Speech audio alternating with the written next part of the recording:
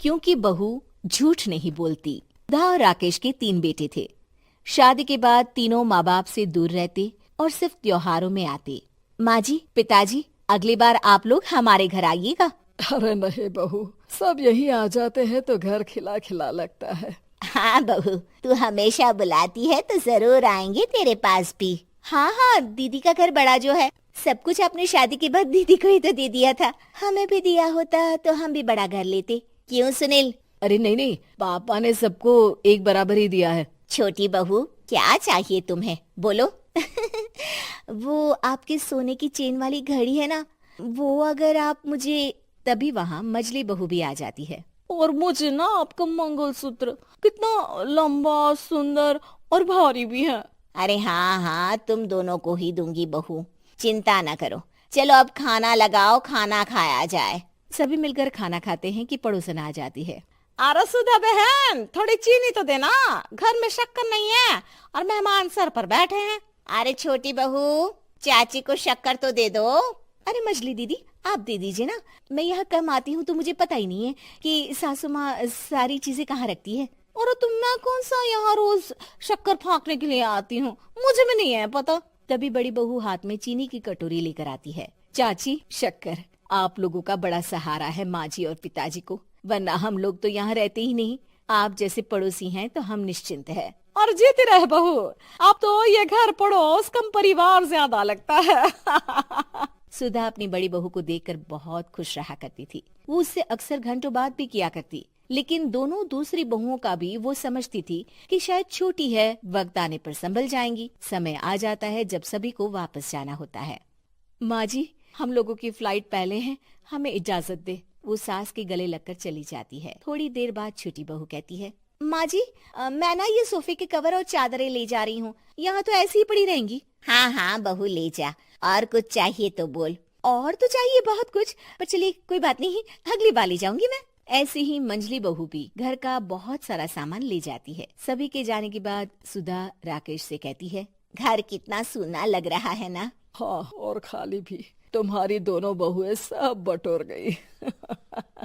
अरे ठीक है ना, हम दोनों ही तो हैं, कितना सामान लगेगा, फिर उन लोगों की नई गृहस्थी, इतना मत सोचा करे। समय बीतता है। ऐसे ही हर साल त्योहारों में सुधा और राकेश के बच्चों की बहू आते और जाते वक्त ढेर सारा सामान पैक कर कर ले जाती। लेकिन कुछ ही सालों में सुधा का देहांत हो जाता है।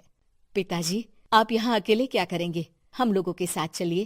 अरे नहीं नहीं बहू, इस घर में सुधा की यादें हैं, मैं उसे नहीं छोड़ सकता हूँ। अब तुम लोगों की माँ नहीं रही।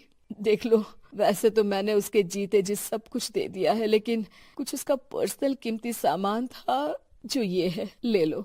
सामान में होती है एक घड़ी और एक मंगलसूत्र। माँ जी ने कहा था कि वो ये घड़ी मुझे देंगी। हाँ हाँ, पिताजी, माँ ने सबके सामने ये घड़ी सरिता को देने के लिए कहा था। उठा लो सरिता माँ की घड़ी। अब क्या था, छोटी बहू फट से घड़ी उठा लेती है। और पिताजी, ये मंगलसूत्र तो माँ ने मुझे ही देने को कहा था, याद है ना? वो सभी की ओर इशारा करती है। तू भी ले ले ये हार बेटा, कोई बात नहीं। मंजली फटाक से हार उठा लेती है। ससुर बड़ी बहू की तरफ देखते हैं। तुझे क्या दूं बेटा? पिताजी, माँ ने एक चीज मेरे लिए भी रखी है। सभी के कान खड़े हो जाते हैं कि आखिर सास ने क्या रखा होगा बड़ी के लिए। अरे माँ जी तो दीदी से प्यार भी ज्यादा ही करती थी, हमेशा उनसे बात किया करती। जरूर कोई बड़ी और अपनी प्रिय चीज दी होगी दीदी को।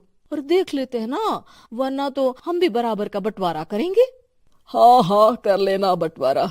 लेकिन बड़ी बहू, बताओ तो, सुधा ने क्या रखा है तुम्हारे लिए?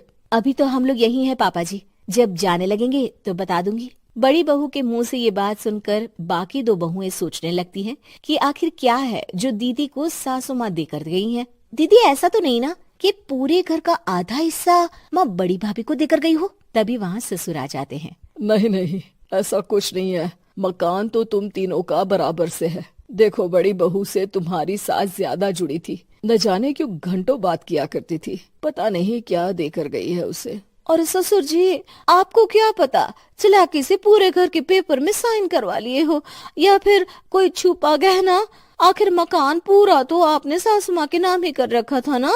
अब घर में ये सस्पेंस बन जाता है कि आखिर बड़ी बहू क्या लेकर जाएगी। फिर वो दिन भी आ जाता है जब बड़ी बहू के जाने का समय हो जाता है। बेटा, परसों तुम चली जाओगी, बताया नहीं, माँ ने तुम्हें क्या दिया? घड़ी और हार जो बेशकीमती था और तुम्हारी सास को सबसे ज्यादा प्रिय था, उसका तो बंटवारा भी हो चुका है। अब तुम्हारी बारी। हाँ पिताजी, आज मैं ये बात बताने ही वाली थी। माँ ने मुझे उससे भी बेशकीमती चीज दी है और वो है आप। आपसे अधिक प्रिय उन्हें कुछ नहीं था। माँ चाहती थी कि आप मेरे साथ रहें। चलिए पिताजी। बेटा, मेरे पास तो कोई पेंशन भी नहीं है और ना ही कोई प्रॉपर्टी। लेकिन आपके पास संस्कार है पिताजी, जो मेरे बच्चे आपसे लेंगे, तो आपको ले जाने पर स्वार्थ ही है मेरा। चलिए ना पापा। सभी के सामने पिताजी बड़ी बहू और बेटे के साथ उनके घर चले जाते हैं।